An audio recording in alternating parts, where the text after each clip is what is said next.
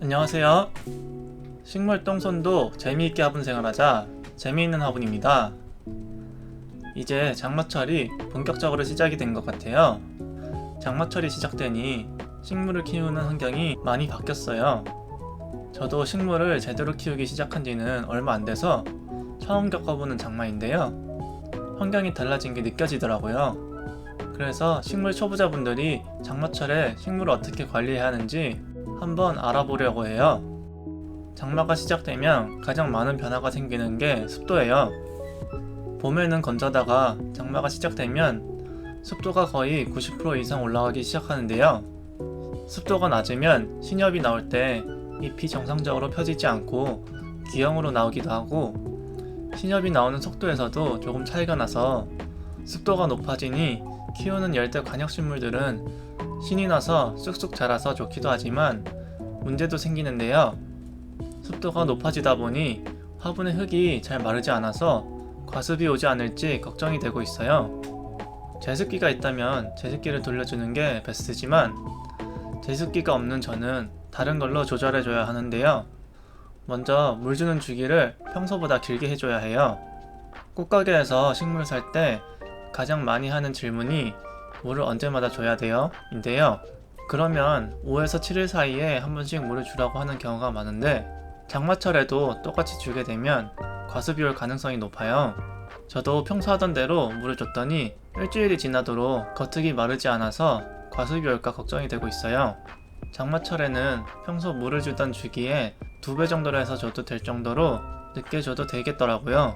습도가 높아서 뿌리가 물을 흡수하는 양도 많이 줄게 되는데요. 뿌리가 물을 흡수하려면 잎의 기공에서 증산작용이 활발히 일어나서 증발하는 양만큼 뿌리에서 물을 흡수하게 되는데, 습도가 높다 보니 증산작용이 덜 일어나서 뿌리에서 물을 흡수하는 양이 줄게 되어서 흙이 더 늦게 마르게 돼요. 그래서 물을 줄 때는 웬만하면 비가 며칠 안 올 때 주거나 화분을 밖에 둘 수 있다면 비 올 때 밖에 내놔서 빗물로 물을 주는 걸 추천드려요. 빗물이 식물한테는 보약이라고 해요. 장마 때 밖에서 비를 맞으면 비가 많이 와서 과습이 오지 않나요? 라고 물어보실 것 같은데요. 밖에 있으니 통풍이 원활히 되고 빗물에는 산소도 많이 포함되어 있어서 비가 많이 와도 과습이 될 가능성이 낮아요. 과습이 되는 건 물이 많아서가 아니고 흙에 공기가 없을 때 발생된다고 해요. 장마철에 흙이 마르지 않다 보니 제 화분에 곰팡이가 조금씩 생기려고 하더라고요. 화분에 곰팡이가 생기는 건 흙이 습하고 온도가 높은데 통풍이 안 될 때 흙에 있던 곰팡이균이 흙의 양분을 먹고 생겨나는 건데요. 곰팡이가 엄청 심하지 않으면 식물에게는 큰 해가 없지만 오래 방치해서 곰팡이가 식물에게까지 생기면 심하면 식물이 죽을 수도 있다고 하는데요. 이럴 때는 에탄올이나 과산화수소를 물에 희석해서 뿌려주면 곰팡이가 생기는 걸 방지할 수 있다고 해요. 하지만 곰팡이가 생긴 지 얼마 안 됐거나 아직 생기기 시작하는 단계라면 굳이 이렇게 뿌려줄 필요는 없고, 손이나 포크로 겉흙을 한번 휘저어주면 곰팡이가 자라는 걸 방지하고 흙마름도 좋게 하는 효과가 있어요. 그래서 장마철에는 한 번씩 겉흙을 휘저어주는 것도 좋은 것 같아요. 장마가 길어지게 되면 해를 보기 힘들어지는데 식물에게 햇빛은 정말 중요하죠. 햇빛을 봐야 광합성을 해서 에너지를 만들어 성장을 하는데, 햇빛이 많이 줄게 되어서 성장에도 지장이 있고, 광합성을 할 때 물도 쓰이게 되는데 광합성을 못하니 물이 마르는데 더 오래 걸리게 되는 악순환이 이어지더라고요. 그래서 장마철에 햇빛 대신에 식물 등을 이용해 주는 것도 좋은 방법인 것 같아요. 저도 원래 자연광만 이용했는데 장마철에 햇빛이 없어서 방에서 키우는 식물들을 위해서 이번에 식물등을 구입했어요. 식물등을 켜줄 때 주의해야 하는 점이 있는데요. 모든 식물이 다 그렇지는 않지만 식물등을 24시간 켜주면 좋지 않다고 해요. 사람도 밤에 잘 때 성장 호르몬이 많이 나오듯이 식물도 빛이 없는 밤에 성장을 하게 되는데 24시간 식물등을 켜주면 오히려 성장에 방해가 된다고 해요. 그러니 해 뜨는 시간에 맞춰서 오전 7시부터 오후 7시까지 켜주는 식으로 해주는 게 좋아요.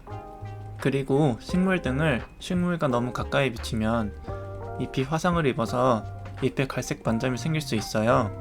특히 무늬 식물들은 엽록수가 없는 흰 무늬가 빛에 약해서 화상을 입기 쉬우니 적정 거리에 설치해 주시는 게 좋아요. 식물등은 정육점처럼 분홍빛이 나는 제품과 일반 형광등 같이 주광색의 식물등이 있으니 취향에 맞게 선택하시면 됩니다. 두 제품은 파장이 조금 다르니 필요하신 분들은 한번 알아보시고 구입하시면 좋을 것 같네요. 마지막으로 통풍을 잘 시켜줘야 돼요.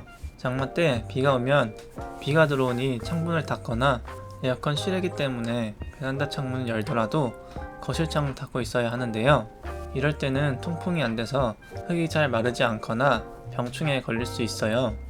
창문을 열기 힘들다면 서큘레이터나 선풍기를 돌려서 순환을 시켜주는 게 좋아요. 이때 주의해야 할 게 너무 강한 바람을 식물에게 직접 세게 하지 말고 벽에 반사시키거나 약한 바람을 세게 하는 게 좋아요. 너무 강한 바람을 직접 세게 하면 식물들은 오히려 기공을 닫아버린다고 해요. 그리고 여름에 덥고 습하니 에어컨을 안 틀 수가 없잖아요. 에어컨을 틀 때 조심해야 할 점은 대부분의 식물들이 생육 적정 온도는 25도 정도로 한여름에 30도 이상 올라가는 기온은 생육에 방해가 될 수도 있기 때문에 에어컨으로 실내 온도를 낮춰줌으로써 생육에 도움이 될 수 있어요. 다만 우리가 키우는 식물들 중에 온대, 열대 식물들이 많은 만큼 에어컨을 틀 때 식물에게 바로 바람이 가면 차가운 에어컨 바람 때문에 냉해를 입을 수 있다고 해요. 그러니 에어컨 바람을 바로 가지 않게 유의해 줄 필요가 있어요.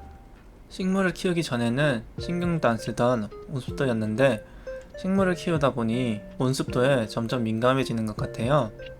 온습도계를 사는 걸 시작으로 오늘은 습도가 얼마나 되는지 매일 확인하고 습도가 올라가면 식물한테 선풍기도 틀어주고 습도가 내려가면 온실을 만들어주기도 하는 등 식물을 키우다 보니 예전에는 귀찮아했을 법한 일들을 식물을 위해서 해주는 것 같아요.